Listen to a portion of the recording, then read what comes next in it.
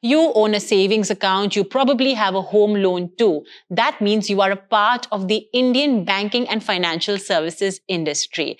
Hi everyone, this is going to be our topic of discussion today, a sectoral fund, that's the Banking and Financial Services Fund.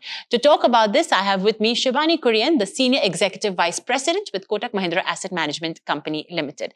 Hi Shivani, and thank you so much for joining us. Let's start off by giving our viewers an introduction into the Banking and Financial Services Fund. Yeah, hi. So as the name suggests, banking and financial services is a very integral part of the economy. It's a sector that is very closely related and correlated with GDP growth. So that's number one.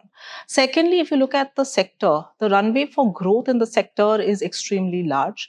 If you look at various parts of the sector itself has become extremely diverse. So there are banks, there are non-banking finance companies, insurance, asset management companies, capital marketplace. However, what we have observed is across all these sectors, penetration levels in India are still fairly low. And when you compare that with global averages, the runway for growth is extremely high. And the third most interesting part is that when you look at the sector, different parts of the sector perform differently at points in time, which again makes it amenable to active fund management as well. So considering it's such a diverse sector, let's talk about how Kotak Banking and Financial Services Fund tries to find and capture opportunities. Absolutely. One is that the fund, the overall universe of stocks, that's fairly large. It's a very diverse sector. We've seen that every year different parts of the sector performs differently, and therefore active fund management is very essential. When you look at the BFSI fund, the Kotak BFSI fund, this fund offers an opportunity to investors to invest in the BFSI sector rather than just be a consumer of BFSI, because all of us in some form or the other have financial services and are consumers of financial services. The fund essentially is an actively managed fund. It looks at bottom-up stock ideas using our own internal framework, which is called business management and valuations. And therefore, we try to create a portfolio where we essentially invest across themes, across points in time.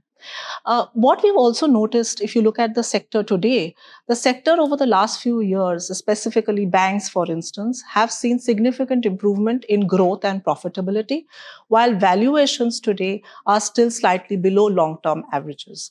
And therefore, from growth valuation perspective as well, the sector provides a structural runway for investors. Who should consider adding this fund in their portfolio or investing in it?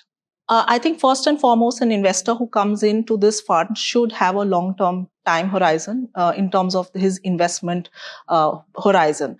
Secondly, for an investor, this provides opportunity to diversify in terms of his existing holdings. So therefore, it has to be an investor who's already started investing in equities, has equities, and therefore adds a dose of diversification and wants to therefore participate in the entire theme of financialization of savings as well as growth in the entire banking and financial services sector.